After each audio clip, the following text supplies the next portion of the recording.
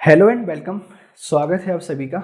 I hope कि आप सभी काफ़ी अच्छे होंगे और आप लोगों की तैयारी भी काफ़ी अच्छी चल रही होगी। जैसा कि मैंने आप लोगों से बोला था, हम लोग अब करंट अफेयर्स के जो लेक्चर्स हैं आपको प्रोवाइड कराना स्टार्ट करेंगे। उसके तहत आज पहला लेक्चर मैं आपको यहाँ पर प्रोवाइड कराने जा रहा हूँ, जिसके अंतर्गत हम लोग बात करने वाले हैं इंडिया और यूएस के बीच में अभी जो कहानी चल रही है। जैसा कि आप सबको पता है कि रिसेंटली हुआ क्या है कि इंडिया और यूएसए के बीच में एक 2+2 का डायलॉग हुआ। 2+2 डायलॉग, आपने इसके बारे में सुना होगा कभी। क्या होता है इसको देख लीजिए।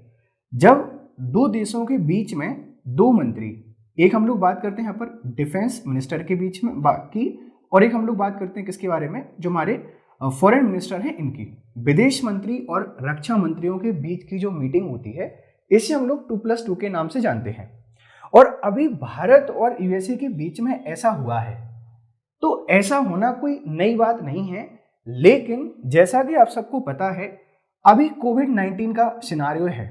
अभी हमें कोविड-19 देखने को मिल रहा है, और इस कोविड-19 में जितनी भी समिट आपके पास हो रही हैं, ये ऑल समिट्स वर्चुअली हो रही हैं। ये कैसी कंडक्ट होती हैं? वर्चुअली कंडक्ट होती हैं। लेकिन अगर अभी यूएसए से मिनिस्टर इंडिया आए हैं, तो आप समझ सकते हैं कितनी इंपॉर्टेंस होनी चाहिए भारत की यूएसए के लिए। और इस 2+2 डायलॉग के बाद यूएस के आपके पास जो सेक्रेटरी हैं, अगर मैं आपसे यहाँ पर बात करता हूँ किसके बारे में, यूएस सेक्रेटरी के बारे में, उन्होंने एक बयान दिया। वो बयान ये था कि 21वीं सेंचुरी में अगर इंडियन और पैसिफिक रीजन में, एशिया पैसिफिक रीजन में सबसे ज़्यादा इंपॉर्टेंस किसी की है ऑस्ट्रेलिया के लिए, तो वो भारत है। तो इससे एक बात समझ में आती है कि इंडिया आपके पास जो है अब कहीं ना कहीं यूएसए की तरफ शिफ्ट हो रहा है। और इंडिया अगर यूएसए की तरफ शिफ्ट हो रहा है, तो इससे हमारी जो विदेश नीति है, हमारी इंडिया की जो आपके पास फॉरेन पॉलिसी है, इस फॉरेन पॉलिसी में चेंजेस हो रहे हैं। मतलब हम इसको कह सकते हैं कि इंडिया का जो फॉरेन पॉलिसी है शिफ्ट हो रहा है। सर शिफ्ट क्यों हो रहा है, उसके पीछे कारण क्या है? देखो भाई, पहले हम नेम की पॉलिसी पे काम करते थे। नेम आप सबको याद है, याद कीजिए 1961 का दौर, जब नेहरू जी ने एक आपके पास ऑर्गेनाइजेशन बनाया था, जिसे हम लोग नेम के नाम से जानते हैं, नॉन अलाइंड मूवमेंट। मतलब ये वो कोल्ड वार वाला टाइम है, जब दुनिया दो ग्रुप में बटी हुई थी।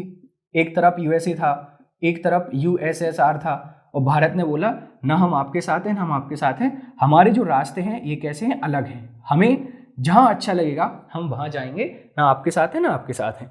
लेकिन अभी इंडिया की जो फॉरेन पॉलिसी है, इंडिया की जो विदेश नीति है, ये शिफ्ट हो रही है यूएसए की तरफ। अपन इसी के इम्पैक्टों के बारे में क्या करते हैं, बातचीत करते हैं, क्या इसके प्रभाव होने वाले हैं। तो इंडिया की जो फॉरेन पॉलिसी यूएसए की तरफ शिफ्ट हो रही है, इसके बारे में हमारे जो अभी विदेश मंत्री हैं एस जयशंकर, उन्होंने ये बोला है कि देखो 1960 में या 1950 के टाइम पर हमने जो बोला वो उस समय की हमारी जरूरत थी, लेकिन आज हमें सोचना पड़ेगा हम किधर जा रहे हैं। मतलब अगर हम 1961 की फॉरेन पॉलिसी के आधार पर आज हमारी विदेश नीति को तय करते हैं, तो ये तो एक तरीके से गलत बात है। क्यों? क्योंकि उस समय हमारी आवश्यकताएं अलग थी, वर्ल्ड ऑर्डर अलग था, चैलेंजेस अलग थे। आज हम एक अलग जगह पर खड़े हुए हैं, हमें अलग तरीके से सोचना पड़ेगा। तो फिलहाल की परिस्थितियों में अगर हमारी पॉलिटिक्स यूएसए की तरफ शिफ्ट हो रही है, हमारी फॉरेन पॉलिसी अगर यूएसए की साइड जा रही है, तो इसमें गलत नहीं है। क्यों? क्योंकि आज के टाइम पर जो वर्ल्ड ऑर्डर है, ये वर्ल्ड ऑर्डर आपका पूरा का पूरा बिगड़ा हुआ है। और जिस तरीके से इंडिया के चाइना के साथ डिस्प्यूट चलते हैं, तो डिस्प्यूटों को देखते हुए आपको किसी एक ऐसे फ्रेंड की जरूरत है जो आपको क्या कर सके, मदद कर सके। और जैसा कि आप सबको पता है कि इंडिया और यूएसए के कॉमन इंटरेस्ट है चाइना को लेकर। क्यों?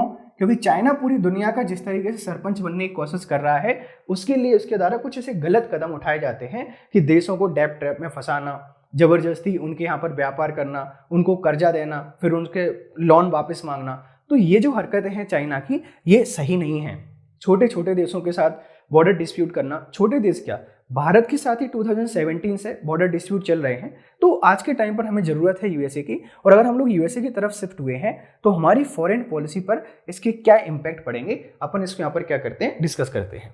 तो अभी तक की कहानी में आपने इस चीज को समझा है कि इंडिया और यूएसए के बीच में 2+2 डायलॉग हुआ, 2+2 डायलॉग बेटा डिफेंस मिनिस्टर और फॉरेन मिनिस्टर विदेश मंत्री के बीच में हुआ है, यूएसए और इंडिया के बीच में हुआ है, ड्यूरिंग कोविड-19 हुआ है, इसलिए इसकी इंपॉर्टेंस काफी ज्यादा है। और इस डायलॉग में जो सबसे ज्यादा चर्चा का मुद्दा रहा वो चाइना का थ्रेट रहा कि चाइना एशिया में बहुत बड़ा थ्रेट हो चुका है। और यूएसए के जो आपके पास सेक्रेटरी उन्होंने बोला है कि इंडिया 21st सेंचुरी में अमेरिका के लिए सबसे इंपॉर्टेंट मित्र होने वाला है। तो इसी के साथ हम लोग देखते हैं कि अगर भारत यूएसए की तरफ जाता है तो हमें कौन कौन सी चीजें देखनी पड़ेंगी और क्या हमें यहाँ पर मैनेज करना पड़ सकता है। तो आप लोग इसको लिख सकते हैं कि impact of Indian foreign policy, या आप लोग लिख सकते हैं कि role of America in Indian foreign policy. तो देखो भाई, आपको यहाँ पर क्या देखने को मिल सकता है।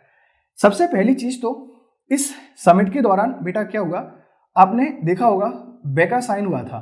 बेका का मतलब क्या है, बेसिक एक्सचेंज कोऑपरेशन एग्रीमेंट। मतलब क्या है, हमारे पास जो बेसिक इंफॉर्मेशन है, इस बेसिक इंफॉर्मेशन को भी अब हम लोग क्या करेंगे, शेयर करेंगे। और बेका साइन होने का मतलब क्या है कि इंडिया अब एक स्पेशल पार्टनर हो गया है यूएसए का। और स्पेशल पार्टनर अगर यूएसए का हो गया है मतलब कहीं ना कहीं हमें यूएसए के साथ कॉपरेशन करना पड़ेगा। और इसका बेटा महत्व, इसकी इंपॉर्टेंस भारत के लिए भी है। कैसे इंपॉर्टेंस है, बेका के थ्रू अगर मान लीजिए अमेरिका के पास जो जीपीएस सिस्टम है, इस जीपीएस सिस्टम का हम लोग यहाँ पर क्या कर सकते हैं, यूज कर सकते हैं। अगर मैं इस जीपीएस सिस्टम को थोड़ा सा और डिफाइन करने की कोशिश करूं तो अपन इसको ऐसे समझते हैं, जियो स्पेसिफिक डेटा हमें मिलने लगेगा। और जब भी मैं आपसे यहाँ पर जियो स्पेसिफिक डेटा की बात करता हूं, मतलब सिंपल भाषा में मैं बात कर रहा हूं किसकी, मानचित्रण की। सर मानचित्रण का मतलब क्या है, जैसे समझिए भारत को क्या है, पाकिस्तान के जो टेरर कैंप हैं, इन टेरर कैंपों को खत्म करना है। तो यूएस हमें करंट या एक्यूरेट लोकेशन प्रोवाइड करा सकता है और इस लोकेशन के माध्यम से हम क्या कर सकते हैं, उस टेरर कैंप को खत्म कर सकते हैं, जो कि अभी हमसे थोड़ी बहुत चूक हो सकती थी। तो देखिए बेका साइन हुआ है। बेका साइन होने के साथ आपके लिए प्लस पॉइंट ये है कि आपको और इंफॉर्मेशन मिलने लगेंगी, एक्यूरेट जानकारी मिलने लगेगी। आप अमेरिका के जीपीएस का यूज कर पाएंगे।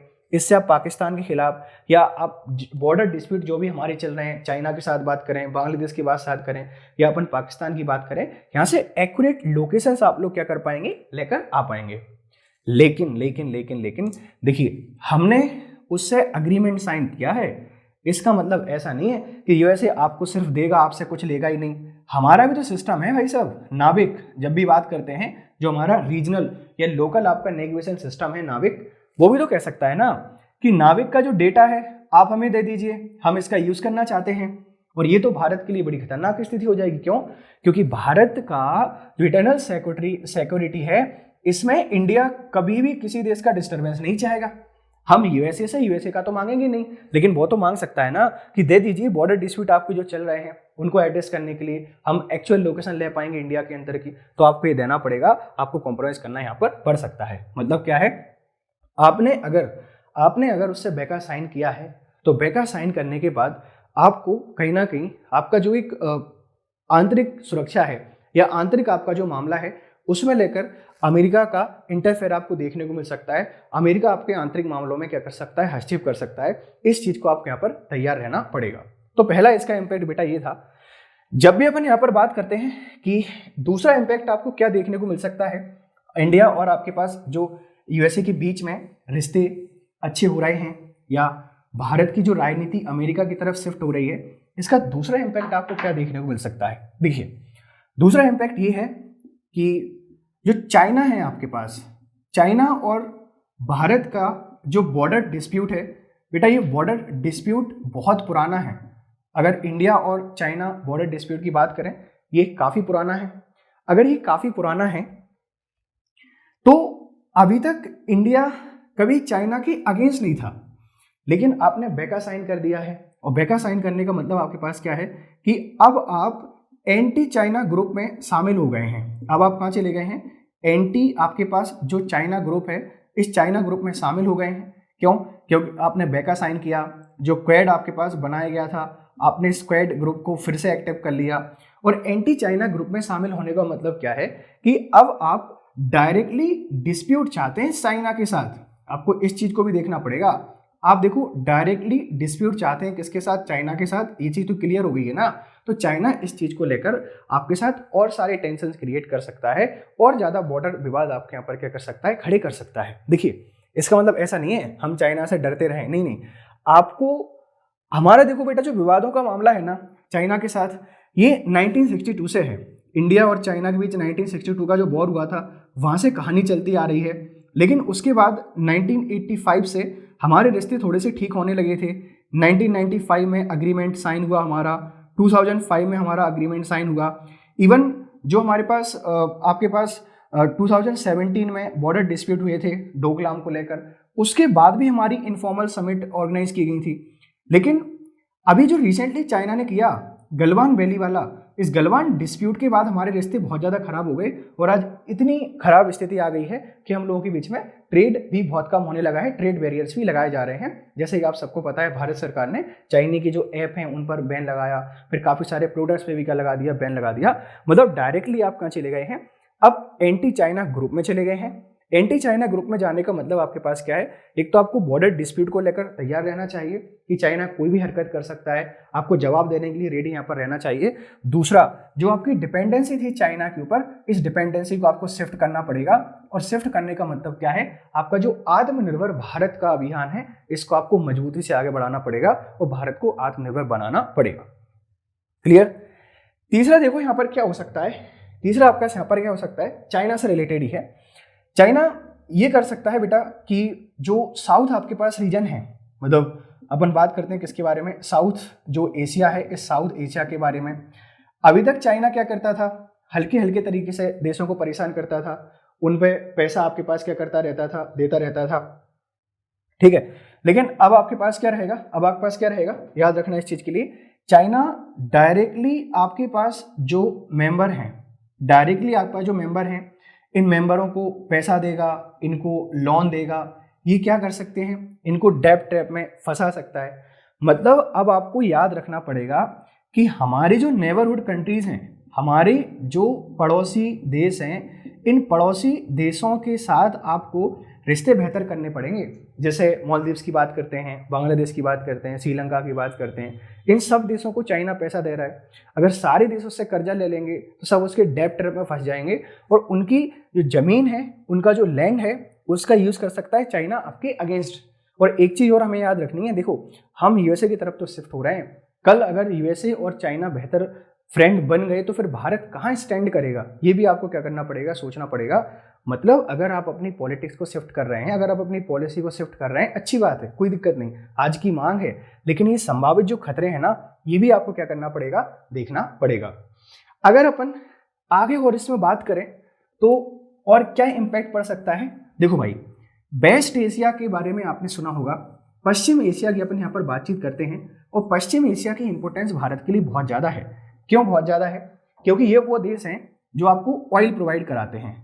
चौथा पॉइंट अगर मैं यहाँ पर लिखने की कोशिश करता हूँ तो इंडिया को अब थोड़ा सा जो वेस्ट एशिया है, इस वेस्ट एशिया पर भी क्या करना पड़ेगा, फोकस करना पड़ेगा।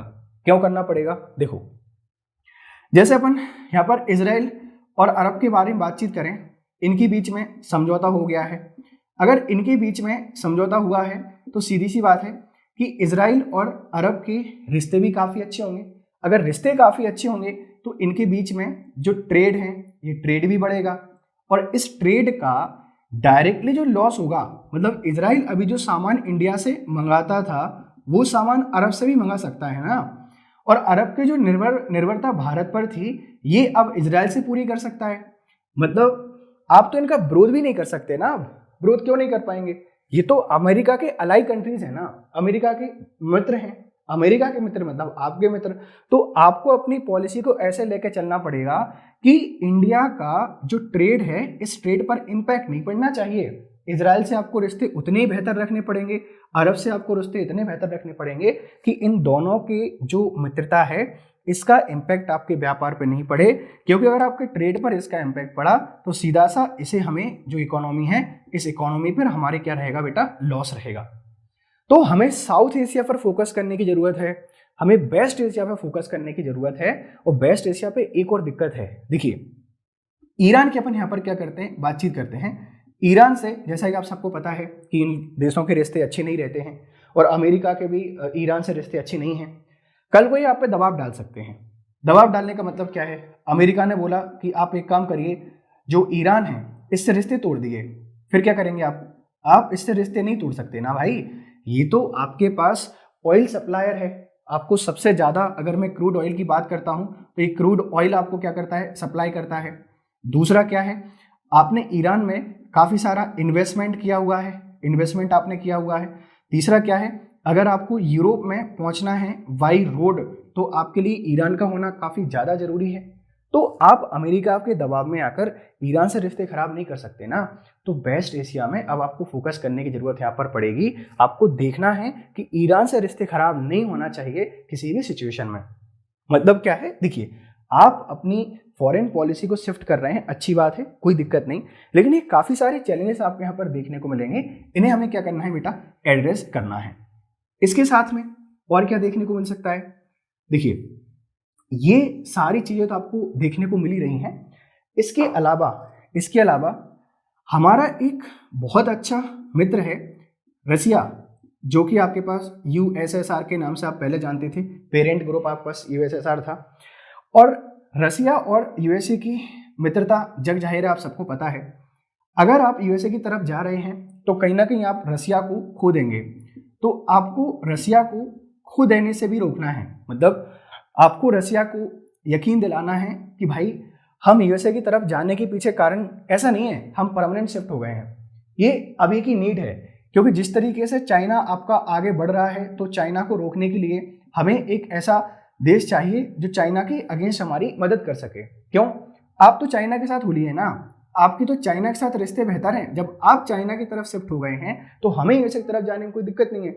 मतलब हमें रसिया को समझाना पड़ेगा कि अपने जो पर्सनल इंटरेस्ट है ना, ये पर्सनल इंटरेस्ट प्रोफेशनल नहीं होना चाहिए। अगर ये प्रोफेशनल होते हैं तो कहीं ना कहीं हम एक अच्छा मित्र खो देंगे, जो कि रसिया हमारा 1971 के टाइम से काफ़ी बढ़िया दोस्त माना जाता है। तो आपको रसिया को भी भरोसे में लेना पड़ेगा, अदरवाइज रसिया का हमें क्या हो जाएगा, लॉस हो जाएगा, जो कि हमारा एक अच्छा यहाँ पर क्या है, पार्टनर है। रसिया के अलावा और किस चीज़ पर इसका इम्पैक्ट पड़ सकता है, आपने नेम के बारे में सुना, NAM। नेम बेसिकली क्या है बेटा, नॉन अलाइन मूवमेंट था, 1961 में आया था, कोल्ड वॉर के टाइम पर। एक तरफ आपके पास रसिया था, एक तरफ आपके पास यूएसए था। आपने मना किया था, हम कहीं नहीं जाने वाले, हमारा अलग रास्ता है। अगर आप अब यूएसए की तरफ जा रहे हैं, मतलब आप तो उपयोगितावादी निकले ना, आप तो अवसरवादी निकले। भैया पहले हमें किसी की जरूरत नहीं थी, हम अकेले थे, आज हमें चाइना को कंटेन करने के लिए यूएसए की जरूरत पड़ रही है तो हम यूएसए की तरफ चले गए, कल कहीं और जरूरत पड़ेगी तो हम लोग वहाँ चले जाएंगे। तो आपको इस चीज़ का बिलीव दिलाना पड़ेगा नेम के जो मेंबर्स हैं उनको, कि भैया अभी थोड़ी सी क्या है, वर्ल्ड ऑर्डर इस तरीके से सेट हो रहा है। हमारी आइडियोलॉजी ऐसा नहीं है कि हम सिर्फ यूएसए ओरिएंटेड हमारी क्या हो गई है, फॉरेन पॉलिसी हो गई, नहीं, हम हमारी फॉरेन पॉलिसी को डाइवर्सिफाई कर रहे हैं, हम इसको क्या कर रहे हैं, विस्तारित कर रहे हैं। ये आपको उसको भरोसा दिलाना पड़ेगा। और नेम के जो मेंबर है आपसे कह सकते हैं, अरे भाई आप तो छोड़ दीजिए इस अब ग्रुप को, कोई वैल्यू नहीं है, आप तो उसके साथ चले गए ना जिसके अगेंस्ट हम लोग यहाँ पर आए थे। तो नेम पर आपको इम्पैक्ट देखने को मिल सकता है। नेम के अलावा और काफ़ी सारे जो रीजनल आपके पास ग्रुप्स हैं, जैसे अपन एससीओ के बारे में बातचीत करते हैं। एससीओ काफ़ी ज़्यादा फेमस है। और एससीओ को लेकर क्यों आए थे, एससीओ को लेकर आए थे जो नाटो है ना, इस नाटो के अगेंस्ट कि किस तरीके से वेस्टर्न आपके पास जो देश हैं, आप इनका यहाँ पर क्या कर सकते हैं, वो कर सकते हैं इनको, वो मतलब जो भी आपके पास नेशंस हैं, नाटो का जवाब देने के लिए हम लोग क्या लेकर आए थे बेटा, एससीओ को लेकर आए थे। ठीक है, तो एससीओ का उद्देश्य क्या था, वेस्टर्न आपके पास जो डिस्टर्बेंस है, इस वेस्टर्न डिस्टर्बेंस का मतलब क्या है, पश्चिमी जो हस्तक्षेप है देशों पर या एशिया पर, इसको काउंटर करना था। और अब एससीओ को छोड़कर आप अगर मान लीजिए अमेरिका की तरफ चले गए हैं, तो सीधी सी बात है कि नाटो के सदस्यों का आप यहाँ पर विरोध नहीं कर पाएंगे। तो इसका तो कोई उद्देश्य ही नहीं रहा है ना। इसके अलावा और हमारे जो रीजनल ग्रुप्स हैं, जैसे मैं आपसे बात कर सकता हूँ ब्रिक्स बैंक के बारे में। भैया ब्रिक्स बैंक को लाने का तो ऑब्जेक्टिव यही थे ना कि हम क्या करेंगे, हम पश्चिमी जो बड़े बड़े संस्थान हैं, जैसे आपसे बात करता हूँ किसके बारे में, IMF की बात करते हैं, वर्ल्ड बैंक की बात करते हैं, हमें इनका विरोध करना है। अगर आप ब्रिक्स बैंक को छोड़कर जाने वाले हैं तो फिर वर्ल्ड बैंक और IMF के अगेंस्ट आपने कोई संस्थान यहाँ पर बनाया, इसका ऑब्जेक्टिव क्या है। मतलब देखिए, अगर हम अपनी जो फॉरेन पॉलिसी है इसको शिफ्ट कर रहे हैं, अच्छी बात है, लेकिन इतने सारे आपके पास जो चैलेंजेस हैं, हमें इन चैलेंजेस को फेस करना पड़ेगा। तो भारत को तैयार रहना चाहिए इन सारी समस्याओं को सुलझाने के लिए। और इसके अलावा भी काफ़ी सारे आपके यहाँ पर मुद्दे देखने को मिल सकते हैं, जैसे अमेरिका आपसे कह सकता है नहीं, हमारे कहने पे चलो, हमारी इंटरनल जो पॉलिटिक्स है इसमें हस्तक्षेप कर सकता है। तो कहीं ना कहीं सरकार को सोचना चाहिए कि हम हमारी जो फॉरेन पॉलिसी इसको शिफ्ट तो कर रहे हैं, आप इसको डाइवर्सिफाई कर रहे हैं, अच्छी बात है, लेकिन ऐसा ना हो कि हमें लॉस ज़्यादा हो जाए। देखिए, आज की मांग है, चाइना को कंटेन करने के लिए हमें हमारी फॉरेन पॉलिसी शिफ्ट तो करना ही पड़ेगा। हम अब नेम की पॉलिसी को लेकर नहीं चल सकते, क्योंकि 1916 कुछ अलग कहानी थी, आज कुछ अलग कहानियाँ हैं, अच्छी बात है, लेकिन अपने जो इंटरेस्ट हैं इनसे कभी भारत को कॉम्प्रोमाइज़ नहीं करना चाहिए। तो आई होप ये आपको लेक्चर थोड़ा बहुत समझ में आया होगा। अगर इसके रिगार्डिंग आपके कोई भी डाउट हो, आप कमेंट बॉक्स में मुझे बता सकते हैं। Thank you very much for discussion. Have a nice time.